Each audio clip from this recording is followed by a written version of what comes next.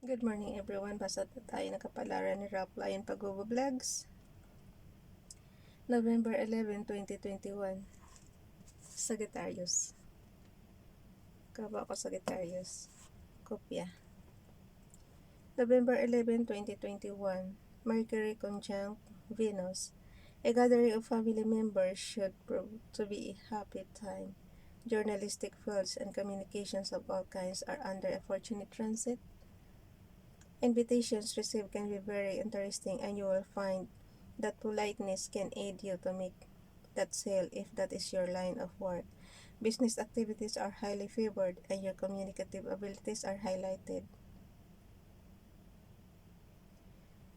The vocal qualities become more pleasing for others to listen. Tumutulo na talaga pawis ko. Tinitiis ko lang guys kasi nga ang ingay ng electric fan. Business activities are high weight lang.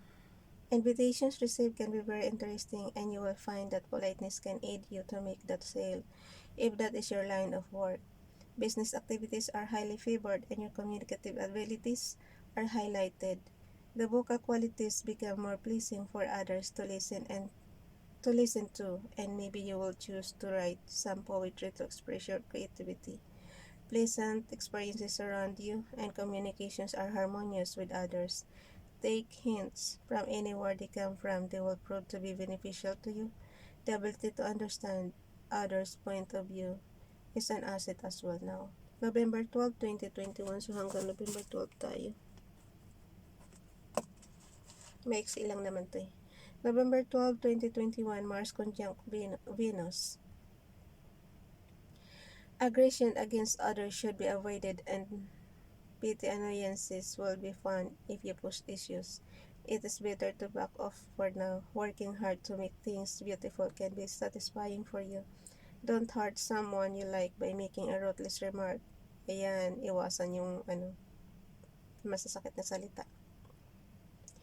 that you have to apologize for later. This is a very artistic time that bulol na, that should be utilized to the maximum. Romantic relationships started at this time will prove to be most stimulating and fulfilling. Business connected to art, music, luxury, items, and insurance is favored. Basahin pa ba natin yung yung 13?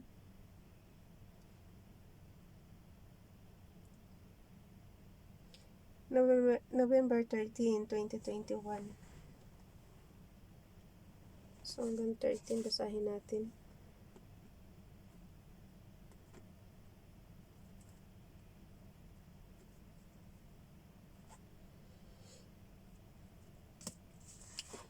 November 13, 2021, Sun conjunct Neptune. Visionary projects or of vast proportions or spiritual endeavors should be started now if you are so inclined. An artistic and creative time exists where you are very receptive to the world around you. Unusual experiences, dreams, and visions can occur. You will be extremely sensitive to your surroundings and more spiritually attuned to the universe. Alam niyo guys, pag makipag-usap kayo kay universe, be positive. Pag halimbawa, may sasabihin kayo, in a positive way parati. Ako nakikipag-usap din ako dyan. Wait until you come back to earth for a clearer picture of what is happening. Spiritual help and guidance can easily arrive from any walk of life. Your psychic abilities will prove to be very accurate, but only if you listen. Unexplainable luck and good fortune that cannot be rationalized can easily arrive at this time. This is a great transit for playing psychic detective and discovering secrets. What a day for a daydream. Ideal love relationships can begin at this time, as well as those that are kept secret for reasons of your own.